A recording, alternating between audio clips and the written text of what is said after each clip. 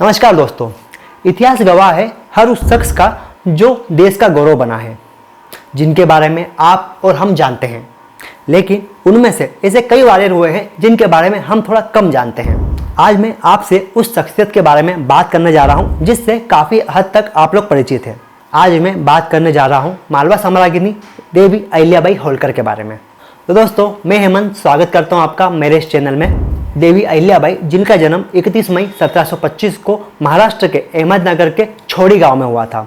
इनके पिताजी मेकूरावजी शिंदे गांव के पाटिल थे और यह एक ऐसा समय था जिसमें महिलाओं को पढ़ने लिखने के लिए स्कूल नहीं भेजा जाता था, लेकिन फिर भी उन्होंने अपनी बेटी को पढ़ने लिखने लायक बनाया, उन्हें स्कूल भेजा। देवी अहिल्याबाई बचपन से संस्कारी थी। एक दिन जब मल्हार राव छोड़ी गांव के पास से गुजर रहे थे तो उन्होंने देखा कि एक छोटी बच्ची गरीबों को खाना खिला रही है। मात्र 8 साल की उम्र में अहिल्याबाई का रिश्ता खांडे राव से हो गया, जो कि इंदौर के महाराजा मल्हार राव होलकर के पुत्र थे।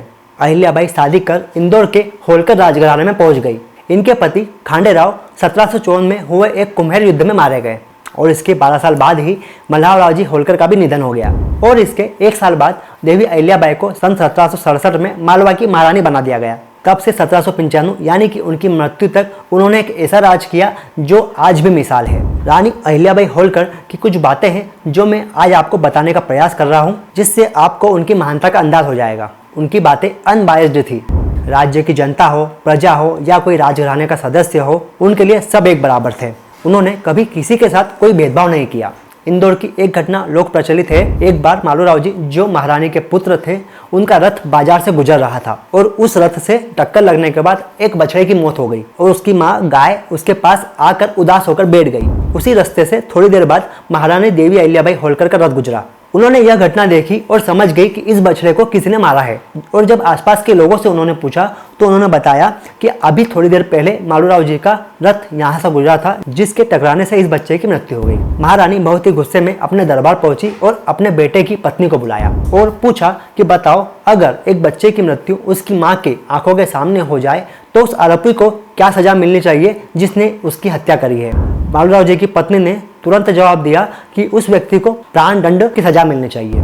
उसके बाद महारानी ने अपने पुत्र को रथ से कुचल देने का फरमान निकाला, लेकिन किसी कारणवश वह हो नहीं पाया। फिर उन्होंने इंसाफ की खातिर अपने ही पुत्र को हाथी से कुचलवा दिया।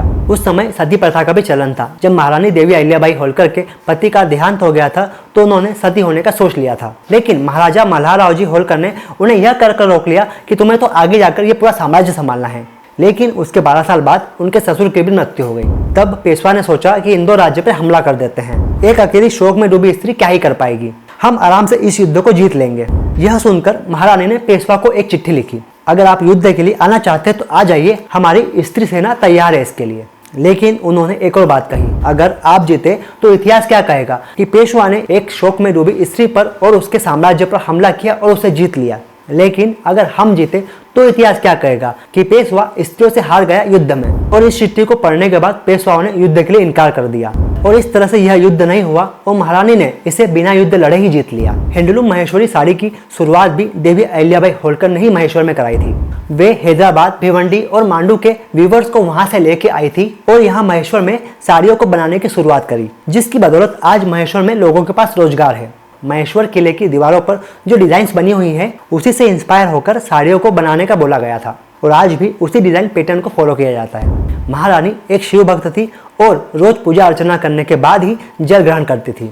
उन्होंने महेश्वर और इंदौर में कई मंदिरों का निर्माण कराया, जिससे उस समय के मुस्लिमों ने तोड़ दिया था या नुकसान पहुंचाया था। उन्होंने सोमनाथ मंदिर को भी नव निर्माण करवाया, जिसे कुछ लोगों ने तोड़ दिया था या क्षतिग्रस्त कर दिया था और आज भी सोमनाथ का ओल्ड मंदिर देवी अहिल्याबाई होलकर के नाम से जाना जाता है। और भी ऐसे कई सारे काम हैं जिसे देवी अहिल्याबाई होलकर ने अपने शासनकाल 1767 से 1795 के बीच करवाए। कहते हैं कि महारानी जब भी कोई फरमान जारी करती थी तब वह नीचे अपने नाम की जगह शिव शंकर का नाम लिखती थी और जब तक इंदौर में महाराजाओं का दौर चला तब तक शिव शंकर नाम ही लिखा जाता था। वह कहती थी कि मैं तो निमित्त मात्र हूँ, जो भी होता है शासन में वह शंकर की आज्ञा से ही होता है। तो दोस्तों, इस तरह से महारानी देवी अहिल्याबाई होलकर का पूरा जीवन रहा। अगर आपको मेरा ये वीडियो पसंद आया हो तो इसे लाइक और शेयर करें और कमेंट बॉक्स में जरूर बताएं कि आपको ये वीडियो कैसा लगा। और आप अगर मेरे चैनल पर नए हो तो मेरे चैनल को प्लीज़ सब्सक्राइब करें और मुझे मौका दें इस प्रकार के वीडियो आपके लिए लाने के लिए। धन्यवाद दोस्तों।